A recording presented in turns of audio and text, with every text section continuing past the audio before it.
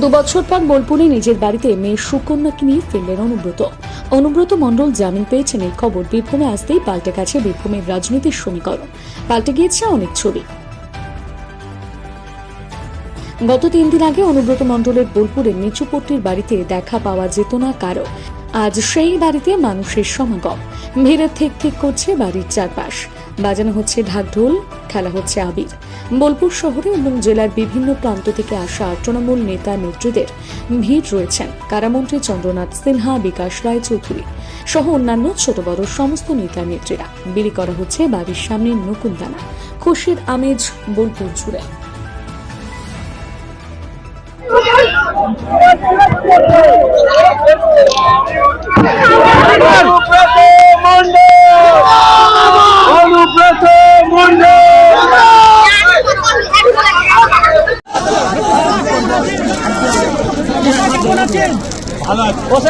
মুখ্যমন্ত্রীর সঙ্গে দেখা ফুল ছিল না।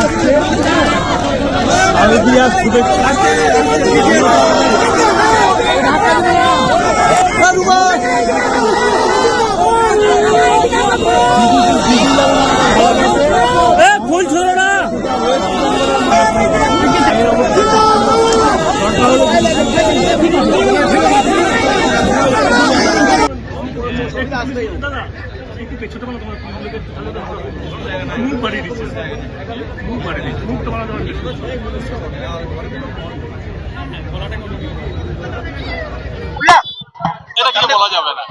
আপনি কি বললেন? আমি যা বলা বলেছি, আর আমি বলবো না, কিছু বলা নিষেধ আছে। সব সুস্থ, সব ঠিক আছে, কিছু বলা যাবে না। চেষ্টা নিষেধ আছে, আমাকে বলার তুমি কিছু বলবে, তুমি বলতে পারবে। সুস্থ আছেন? সুস্থ একবারে ওকে একবারে।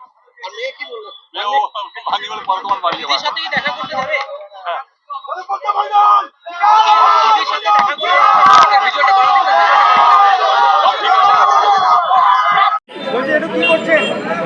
এই নকুলদানা বাতাসা খাওয়াচ্ছি যাতে আমাদের এই গরমে কর্মীদের মাথাটা ঠান্ডা থাকে, কারণ দাদাকে অন্যায়ভাবে আটকে রাখা হয়েছিল।